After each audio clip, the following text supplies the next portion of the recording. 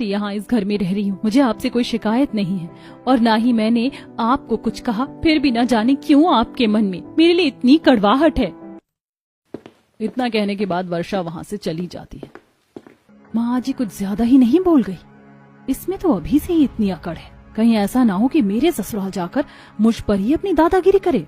हो जाने दो शादी, इतनी बेइज्जती करूंगी इसकी कि ससुराल में से कोई नहीं पूछेगा। जैसे इस घर में तू राज करती है, जैसे इस घर में तू सबसे पहले है, वैसे ही ससुराल में भी तू ही सबसे पहली होगी, नंबर 1 होगी मेरी बेटी।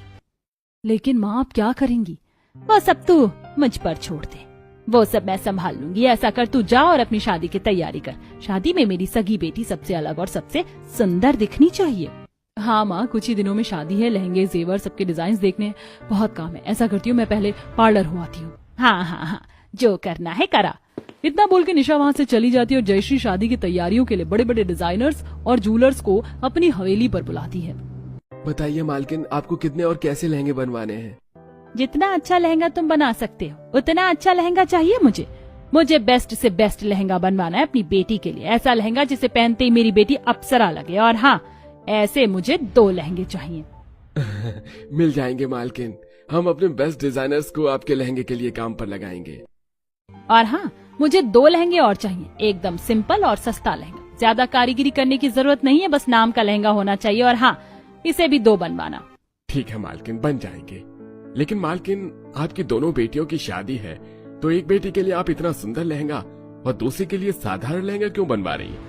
तो अब तुम मुझे बताओगे कि अपनी सगी बेटी और उस सौतेली बेटी के लिए कैसा लहंगा लेना है? तुमसे जितना कहा जाए बस उतना करो, मुझे ज्यादा ताका झांकी नहीं पसंद दूसरों की।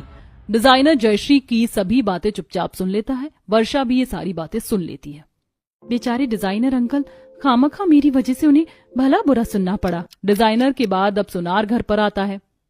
यह देखिए मालकिन, सबसे बढ़िया बढ़िया डिजाइन खास आपके लिए तैयार होकर आई है। ऐसे डिजाइन आपको इस गांव में तो छोड़िए, आसपास के किसी ही गांव में नहीं मिलेंगे।